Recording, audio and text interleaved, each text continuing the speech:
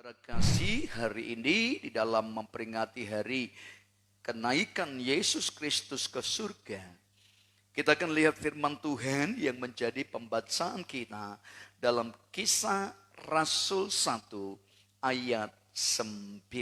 Kisah 1 ayat 9. Mari umat Tuhan yang ada di rumah Tuhan, mari umat Tuhan yang ada di rumah doa kita masing-masing, kita akan membaca bersama-sama. Dalam Kisah 1 ayat 9. 1, 2, 3. Sesudah ia mengatakan demikian, terangkatlah ia disaksikan oleh mereka, dan awan menutupnya dari pandangan mereka. Amin. Yang berbahagia yang mendengar firman dan melakukannya dalam kehidupan kita sehari-hari. Bapak, Ibu, Saudara kasih umat Tuhan, Yesus Kristus adalah Tuhan. Dia Allah yang melakukan segala sesuatu tugas daripada Bapa di surga untuk menebus dosa manusia. Lewat kedatangannya ke dunia, lewat kematiannya, lewat kebangkitannya, lewat kenaikannya ke surga, bahkan pencurahan Roh Kudus setelah dia naik ke surga, dan kedatangannya yang kedua adalah satu kesatuan tugas Kristus yang tidak terpisahkan, yang tidak dapat dipisahkan. Semua yang Yesus kerjakan dijalaninya dengan penuh tanggung jawab, dengan penuh kesungguhan sampai kepada hari kenaikannya dan bahkan nanti kedatangannya. Dia lakukan segala sesuatu dengan sempurna.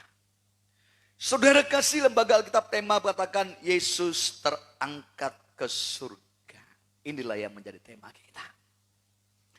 Saudara, mengapa Kristus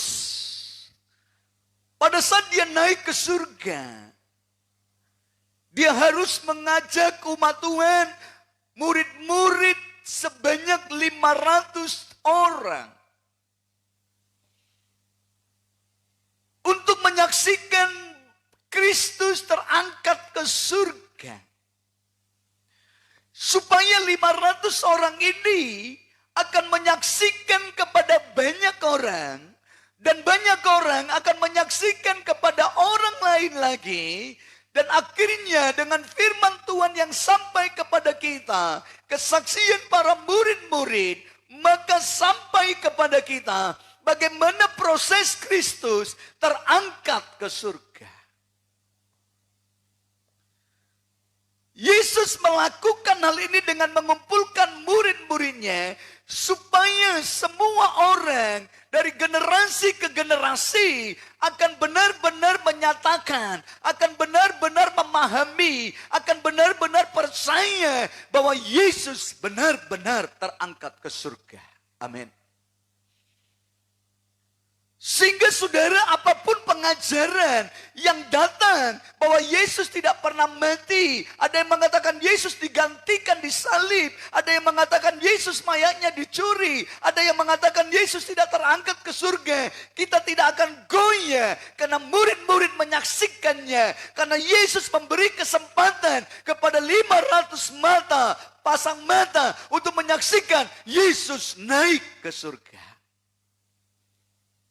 Sehingga dengan kita mengerti bahwa dia telah lahir, mati, naik ke surga, kita benar-benar percaya bahwa Yesus pasti akan datang kedua kali menjemput saudara dan saya. Amin. Orang banyak menyaksikannya. Bagaimana Yesus terangkat dalam kemuliaan. Sampai mereka tidak dapat melihatnya. Karena awan menutupi Yesus. Sehingga mereka pulang dengan sukacita. Mereka menyaksikan kepada banyak orang. Dan mereka melakukan dalam perintah Kristus. Memberitakan Injil. Menyampaikan kabar itu. Walaupun dari 500 orang yang menyaksikan Kristus naik ke surga, hanya 120 orang yang ada di loteng Yerusalem menantikan pencurahan kehadiran Roh Kudus. Apa yang menjadi makna kenaikan Kristus bagi kita? Apa yang menjadi satu kemenangan kenaikan Kristus bagi kita? Apa yang menjadi sesuatu yang membangkitkan kita? Yang membuat kita memahami bahwa Yesus naik ke surga. Bukan sekedar hanya naik, tidak ada tugas yang lain. Tetapi dia naik ke surga, menggenapi rencana Bapa di surga. Untuk nubuatan-nubuatan, untuk perkataan-perkataan firman terjadi dalam kehidupan dunia dan umat Tuhan, orang yang percaya kepada Kristus. Kita akan melihat apa yang menjadi tujuan Kristus, makna kenaikan Kristus ke surga.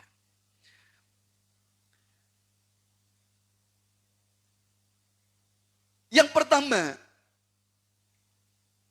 ia naik ke surga supaya ada tempat bagi kita. Ia naik ke surga untuk menyediakan tempat bagi saudara dan saya.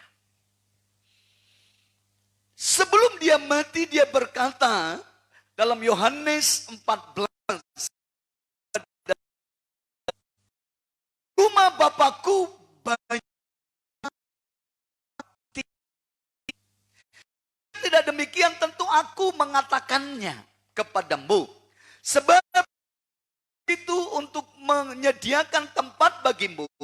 Dan aku akan datang kembali dengan kamu supaya di tempat aku di situ pun berada. Kenaikan Kristus menggenapi perkataan ini. Bahwa dia akan menyediakan tempat bagi kita. Dia menyiapkan tempat bagi orang percaya. Mungkin semua kita, banyak orang lain berkata, aku percaya kepada Kristus. Aku percaya kepada Yesus. Tetapi tidak semua orang yang mengaku percaya kepada Kristus hidup di dalamnya. Tidak semua orang yang berkata percaya orang yang ada dalam Kristus. Yang tidak berhenti dengan situasi masalah. Yang tidak berhenti dengan keadaan. Yang tidak berhenti dengan pergumulan. Yang tidak berhenti dengan apapun yang kita alami. Kita terus percaya. Katakan Kristus, aku menyediakan tempat bagimu. Amin. Siapa bagimu? Bagi saudara dan saya yang percaya kepada Kristus sampai akhir menutup mata. Amin. Yang kedua, apa yang menjadi makna kenaikan Kristus bagi kita, bagi orang percaya? Asal kita mau menyampaikan berita Injil itu. Karena bukan kita lagi, tetapi Roh Kudus yang datang, kuasa yang datang, yang memperlengkapi kita dengan karunia dalam melayani pekerjaan Tuhan. Kita akan mendengar sepanjang kan bahasa lidah, karunia bernubuat dan karunia kesembuhan. 9 karunia diberikan kepada orang percaya kepada siapa Allah berkenan. Karunia Roh Kudus. Ada yang 1, 2, 3, berapapun karunia itu. Allah mau pegang bagi kemuliaan Tuhan. Amin. Setiap kita Tuhan beri. Karena dia naik ke surga, dia mencurahkan Roh Kudus untuk memperlengkapi setiap umat Tuhan di dalam pelayanan. Dengan demikian, bahwa Roh Kudus turun kepada orang percaya, dia naik ke surga, maka tugas Kristus dalam dunia dikerjakan oleh Roh Kudus. Dan Roh Kudus membutuhkan setiap umat Tuhan, orang percaya untuk bisa dipakai oleh Roh Kudus, untuk mau dipakai oleh Roh Kudus, untuk mempersembahkan tubuh bagi Roh Kudus, untuk melakukan tugas-tugas pelayanan yang dipercayakan bagi setiap kita. Jangan berhenti dengan apa yang Tuhan beri. Jangan berhenti dengan karunia yang Tuhan beri. Jangan berdiam diri dengan karunia yang ada bagi saudara dan saya. Pergunakan bagi kemuliaan Tuhan. Jangkau jiwa. Sampaikan berita Injil dimanapun, kemanapun. Supaya banyak orang bertobat. Karena makna kenaikan Kristus ke surga. Supaya Roh Kudus turun. Alkitab berkata dalam 1 Korintus 19, 6 ayat 19-20, atau tidak tahukah kamu, bahwa tubuhmu adalah bait Roh Kudus. Tubuhmu adalah tempat Roh Kudus. Sebab engkau telah ditebus dengan harga yang lunas dibayar. Bukan dengan emas perak. Lunas dibayar oleh darahnya. Karena itu muliakanlah Allah dengan tubuhmu. Dalam bahasa aslinya bukan hanya dengan tubuhmu, tapi muliakanlah Allah dengan tubuhmu, dengan rohmu. Karena Allah yang memiliki engkau. Amin. Sesungguhnya tubuh kita, jiwa roh kita milik Allah. Dan Allah mau kita pakai bagi kemuliaannya dengan otoritas Roh Kudus yang diberikan bagi saudara dan saya. Pergi. Lakukan pemberitaan Injil. Pergi ke Yerusalem, Yudea, Samaria, sampai ke ujung bumi. Keluargamu, suami, istri, mertua, anak-anak, tetangga, edalai itu, saudara, bibi, dan sebagainya. Lingkungan kita. Samaria, Yudea, sampai ke ujung bumi, dimanapun kita berada, dimanapun kita berdiri, beritakan Injil bagi Tuhan.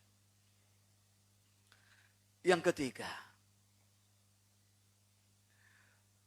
makna daripada kenaikan Yesus Kristus, Ia naik ke surga, supaya ibadah kita, ibadah kepada Tuhan, semakin bermakna, semakin bergairah. Ia naik ke surga mencurahkan Roh Kudus. Alkitab berkata, pujilah Allah dalam roh dan kebenaran. Jadi ada satu penyembahan, ada satu pengagungan Tuhan. Lewat pujian kita, dimanapun saudara dan saya berada. Tidak dibatasi dengan tempat, jarak, ruang, dan waktu. Walaupun tetap kita harus beribadah di rumah Tuhan. Selesai COVID-19, kita harus kembali beribadah di rumah Allah bersama-sama.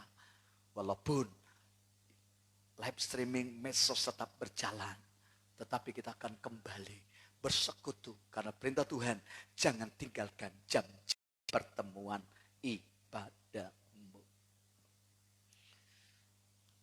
Dengan kenaikan Kristus, kapanpun, dimanapun, kita bisa mengagungkan Tuhan, kita bisa memuliakan Tuhan, kita bisa menyembah Tuhan.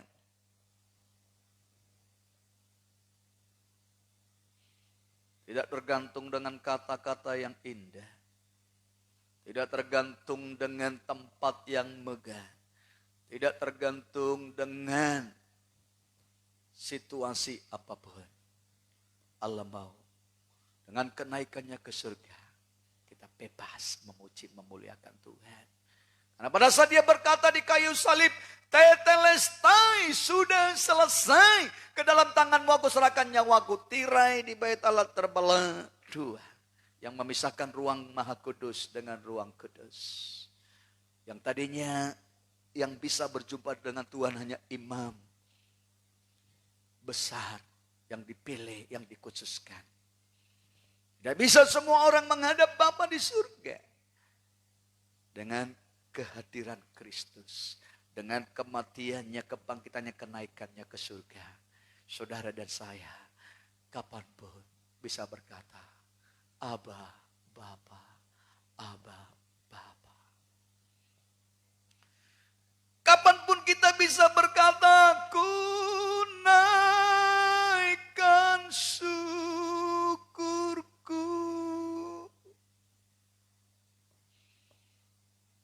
Kapanpun kita bisa berkata, segala pujian syukur bagimu. Kapanpun kita bisa berkata, El Shaddai, El Shaddai, dimanapun. Untuk menyampaikan pujian, pengagungan bagi Tuhan dari hati kita yang terdalam.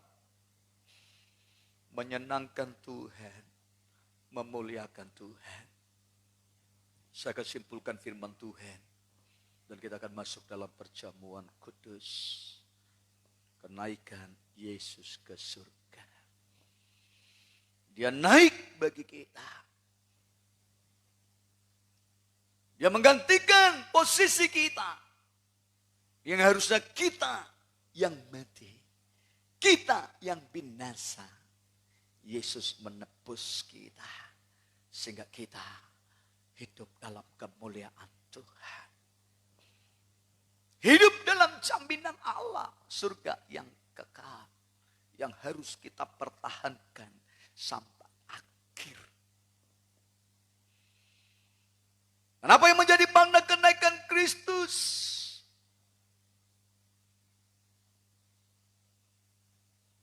Yang pertama, dia menyiapkan tempat bagi saudara dan saya.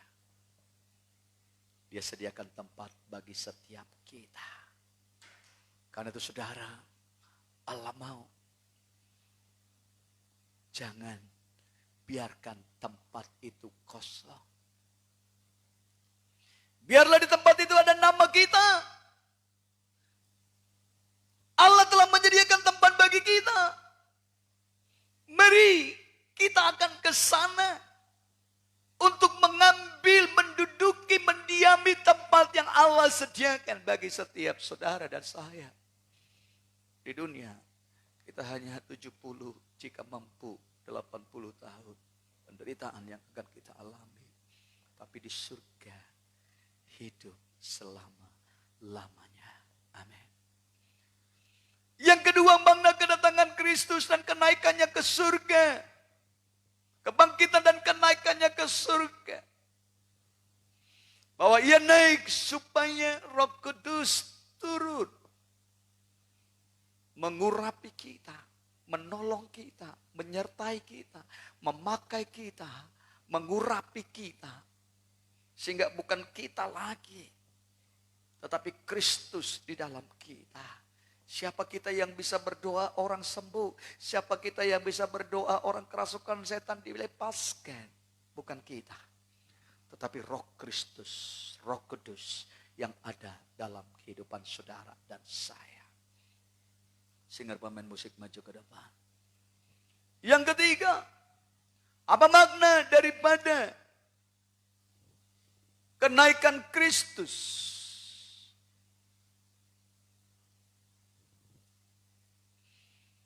Ia naik ke surga supaya ibadah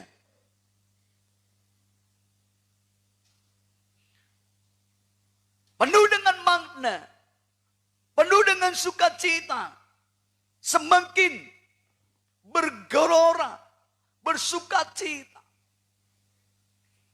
Kapan dan dimanapun kita bisa memuji, menyembah Tuhan. Dan itu yang Allah mau dalam kehidupan kita. Kita menyembah Dia dalam roh dan kebenaran. Kita menyenangkan Tuhan dan mempersembahkan hidup kita sepenuhnya kepada Tuhan. Dia naik ke surga dan Dia pasti akan turun menjemput saudara dan saya. Persiapkan hidup kita, bertahanlah sampai akhir. Amin.